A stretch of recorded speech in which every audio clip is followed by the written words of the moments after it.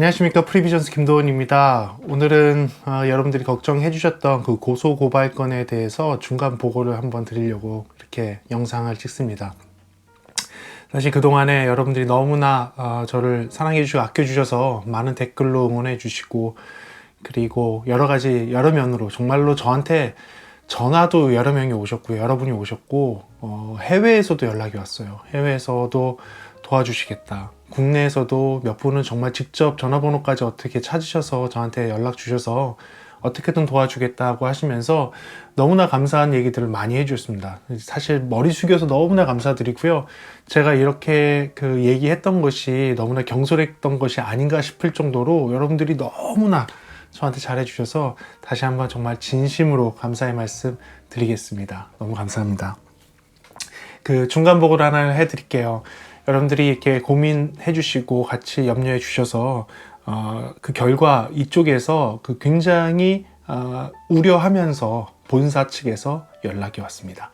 사실은 이 일이 벌어지고 나서 한 3일 정도 지나고 나서요, 어떤 한국에 계신 한 분이 연락이 오셨어요. 근데 그분은 저한테 연락을 했던 이유가 그 회사와는 직접 관계는 없지만 그 회사와 되게 좋은 관계에 있는 사람으로서 이 회사 본사가 지금 잘 모르고 있는 것 같고, 지금 돌아가는 상황을 봤을 때에는 본사에서 이렇게 할 일이 없다.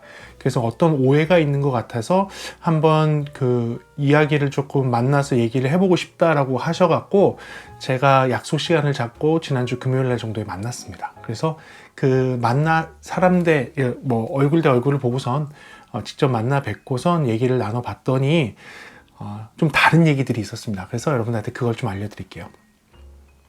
첫 번째로는요, 중국에서는 저도 몰랐는데 유튜브, 그 다음에 페이스북 이런 소셜미디어가 아예 되지 않는다고 합니다. 중국 안에서만 되는 것만 되지 국제적으로 사용하고 있는 유튜브라든지 페이스북을 할 수가 없대요. 그러니까 그 회사가 지금 그 회사 본사 이름으로 해서 계정을 유튜브에 갖고 있는 것은 가짜 계정이 맞습니다. 네, 본사 계정이 아니에요. 그러면 누가 그 가짜 계정을 만들었느냐, 그리고 누가 그렇게 저한테 얘기를 했느냐 해서 수소문을 해서 본사 측에서 좀 찾아봤다고 합니다. 그래서 그 대리인으로 오신 분이 저를 만나서 이제 얘기를 해주셨는데, 그분이 말씀하시는 게 아마도 한국계의 한국을 대상으로 하고 있는 약간 물건을 띄어다가 팔고 있는 그 세일즈를 하는 회사가 한국에서의 판매에 저조함이 나올 것 같아서 그것 때문에 본사인 척하고선 이야기를 한 것 같다라는 이제 결론을 내린 것 같더라고요. 어쨌거나 그래서 이 본사 측에서는 사실 그걸 굉장히 우려하고 있다는 얘기를 전해 주셨습니다. 그러니까 그 사람은 본사하고 실질적인 관계는 없지만 그래도 본사에 있는 물건을 띄어다가 한국에다가 재판매를 하고 있는 회사이고, 그 물건을 받았을 때에는 본사를 대변을 해서, 본사를 대신해서 한국 마켓 시장에다가 이제 그 물건을 뿌리는 이제 그런 형태를 띄었기 때문에 어쨌거나 본사가 책임이 있다고 생각을 해서, 그때 금요일 이후로 본사 측에다가 제가 갖고 있는 우려스러운 거, 제가 겪었던 것들, 제가 여러분들까지 같이 고민해 주셨던 그런 내용들을 다 전달했더니 본사 측에서 바로 그러고 나서 한 이틀 뒤에 공식 이메일이 왔습니다. 여러분들한테 같이 공개를 해 드릴게요. 지금 회사 이름을 정면으로 쓰시고 나서 그 밑에 영문으로 쭉 했는데, 이제 한국 분은 아니시고 중국 분이신데 이제 영문으로 쓰신 겁니다. 그래서 중국에서 지금 이 회사를 대표하고 있는 제리라는 분이 이메일을 직접 써주셨어요. 그래서 이 이슈에 대해서도 한국에 있는 파트너, 어떤 좋은 파트너를 갖고 있는 파트너사로부터 그 얘기를 들었고, 그래서 한국에서 있는 이런 문제들에 대해서 알게 됐다, 그런 얘기로 시작을 했는데요.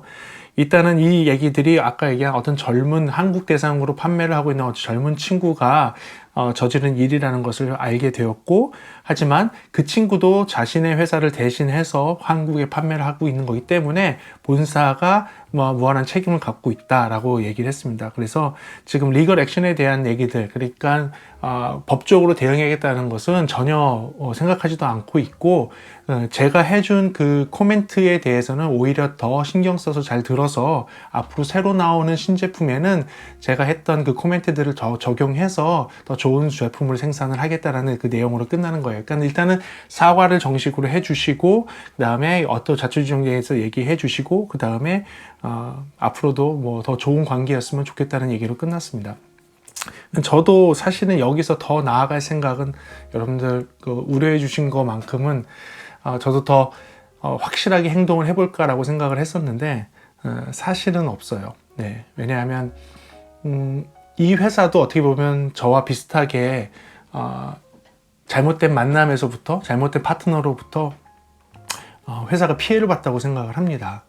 굳이 이렇게까지 행동할 필요가 전혀 없었는데 이걸 통해서 한국 시장에서 피해를 봤다고 생각을 하기 때문에 그분도 피해를 보시고 저도 피해를 받고, 그래서 앞으로 이 두 회사 간에, 저와 그 다음에 이 회사 간에 더 좋은 길로 갈 수 있는 방법을 찾는 것이 더 올바른 거라고 생각을 해요. 그래서 지금 이 순간에 제가 이거를 법적인 걸로 대응 소송을 해갖고선 여기서부터 뭐 다른 것을 뭐 이런 대기업들이 막 콧대를 잡아야겠다 이런 생각은 저는 갖고 있지는 않고요.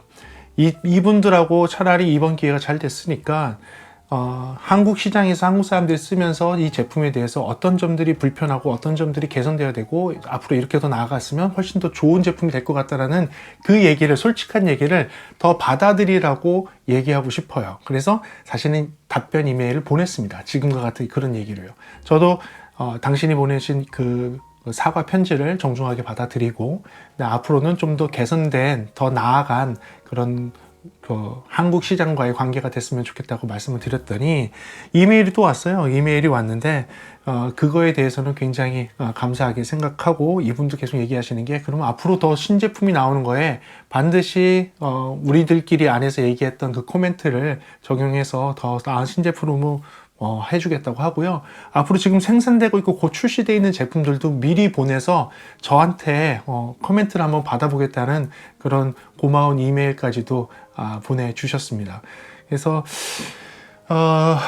네, 비 온 뒤에 뭐 땅이 더 단단하게 굳어진다고 그랬죠. 그러니까 어떠한 뭐 좀 일이 있었지만 좀 안 좋게 흘러가는 듯 싶었지만, 사실은 뭐 이 중국계 이 회사도 굉장히 나쁘지 않은 괜찮은 회사인 것 같아요. 굉장히 저자세로 나와서 저한테 직접 대변인까지 보내서 직접 만나서 사람을, 그러니까 한국의 어떤 사람을 통해서 그 사람을 통해서 저를 직접 만나게 하고 사람 대 사람의 얼굴을 보면서 사과의 말을 전하고 그 다음에 공식 이메일을 저한테까지 보낼 정도라면, 저 같은 작은 유튜버 하나를 위해서 회사가 그렇게 움직인다면 그 회사도 제가 볼 때는 괜찮은 회사라고 생각됩니다. 물론 이전에 있었던 그 행동들은 절대로 용서할 수 없는 행동이라고 생각을 해요. 하지만 그것도 어떤 한 개인이, 그리고 회사를 대표하는 것보다는 한국 시장에서 리세일을 하고 있는 어떤 리세일하는 사람에 의한 행동이 이런 또 여파를 만들어냈었지만, 그래도 이 본사 측에서 이것을 갖다가 수습을 하고 그 다음에 본인들의 책임이라고 책임을 안고 가면서 어떻게 하면 이걸 더 나은 방향으로 갈까라고 저한테 질문하는 이 모습, 그리고 제가 했던 그 코멘트를 정확하게 다 받아들여서 앞으로 나오는 신제품에는 그런 것들이 보완이 돼서 나올 수 있도록 해주겠다고 하는 그런 말씀, 이런 것들 자체가 회사가 그래도 그렇게 나쁜 회사는 아니구나 라는 생각을 들게 했고, 저는 마음속으로는 굉장히 흐뭇했어요. 사실 굉장히 안 좋은 일이 있었지만 이렇게 좋은 마무리가 되게 돼서 굉장히 흐뭇한 생각을 갖게 되었습니다. 여러분들도 너무 고민 같이 많이 해주시고 저와 응원도 많이 해주셨는데, 사실 이렇게 좋게 끝난 것들도 어떻게 보면 여러분들이 계셔서, 여러분들이 응원해 주셔서, 또 여러분들이 관심 가져주셔서 사실은 중국에 있는 이 본사가 저한테까지 이렇게 직접 인편을 통해서, 사람을 통해서 사과를 해주시고 그 다음에 공식 이메일을 통해서 사과를 해주신 것에 대해서 사실은 이 모든 것들 다 여러분들, 시청자 여러분들에게 돌리도록 하겠습니다. 너무 감사드리고요. 이걸 통해서 제가 좀 더 좋은 리뷰들을 할 수 있고 좀 더 좋은 음향적 지식을 여러분들한테 전달할 수 있고 여러분들한테 되게 정직하고 깨끗한 방송이 될 수 있도록 더 노력하도록 하겠습니다. 너무나 감사드립니다. 다시 한번 감사드립니다. 프리비전스였습니다. 네, 지금은 여러분들이 질문해 주신 거에 대한 간단한 답변을 드리는 시간을 갖도록 할게요. 이신영님과 복광수님, 박도호님, 그 다음에 555-5555라는 아이디를 갖고 계신 분들이 공통적으로 질문해 주신 내용이 있습니다. 지난 동영상에서 여러분들이 엘리베이터가 움직일 때마다 노이즈가 나는데 이것을 없앨 수 있을까요? 라는 질문을 하셨어요. 일단은 이 노이즈는 그 지난 시간에 설명드렸던 그걸로는 해결되는 문제가 아닙니다. 그 이유에 대해서 먼저 말씀드릴게요.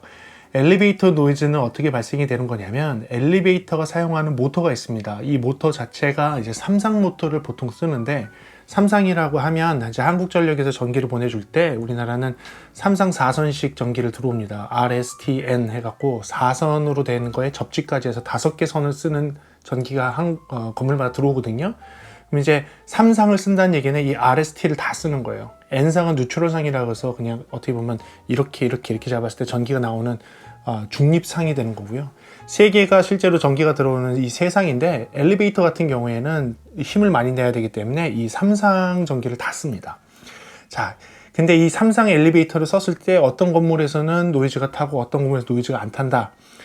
왜 그러냐면 한국전력에서 어떤 건물에서 전기를 공급을 할 때 전기 규모가 좀 되면 엘리베이터와 같이 이제 모터라든지 큰 전력을 쓰는 애들은 따로 이제 변압기를 따로 씁니다. 그리고 일반 전기는 일반 전기 변압기를 따로 놔줘요. 그래서 엘리베이터하고 일반 전기하고 완전히 분리가 되어 있기 때문에 엘리베이터가 원래는 영향을 주지 않아야 됩니다. 근데 이제 작은 건물 같은 경우 엘리베이터를 놓게 되면 한국전력에서 봤을 때에는 규모가 얼마 안 되니까 변압기를 2개 줄 필요가 없는 거죠. 그렇죠? 2개 이상을 줄 필요 없어서 하나의 변압기에서 그 전기를 다 나눠 쓰게 해놓은 거죠. 근데 이 엘리베이터가 3상을 쓴다는 얘기는 전력을 다 쓴다는 얘기예요. 그래서 RST상은 분리를 해도 어디에다가 분리를 해도 3상 전기 노이즈는 다 들어가게 됩니다. 그래서 그 건물에서는 엘리베이터 동작할 때마다 노이즈가 다 타요. 해결이 되지가 않는 거죠.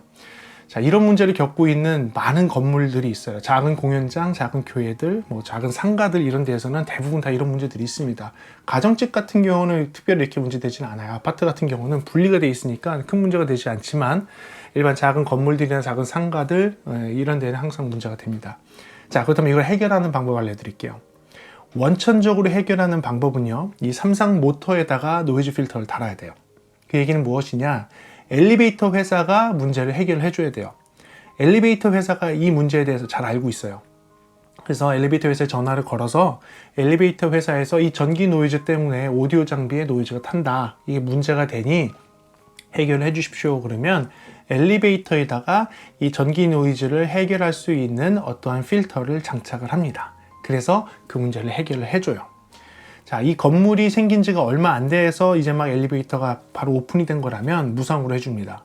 하지만 일반적으로 그게 그런 건물이 아니다고 생각이 된다면 유상 처리가 돼요. 유상 처리가 돼서 엘리베이터의 근본적인 노이즈 원인을 해결하는 겁니다. 이게 첫 번째, 이 방법이 가장 좋은 방법이에요. 엘리베이터의 근본적인 문제를 해결해야지 모든 층과 모든 다른 전자장비에 아무런 영향을 주지 않는 겁니다. 그러니까 이게 가장 좋은 방법이고요. 두 번째 방법은 편법이에요. 일종의 편법인데, 음향 시스템이나 영상 시스템 전기를 따로 이제 분전반에서 끌어올 거잖아요. 그렇죠? 가정용 같은 경우는 해당되지 않습니다. 하지만 이제 음향 시스템을 제대로 갖춰놓는다고 생각했을 때 그 음향 시스템의 전기는 어디 한 군데에서 끌어올 거예요. 그게 보통 분전반 같은데 흔히 두꺼비집이라고 얘기하는 데에 브레이커 하나를 써서 브레이커단에서 RST 상에 하나 물려있는 그 하나를 띄어서 와서 음향 시스템에 연결을 할 겁니다.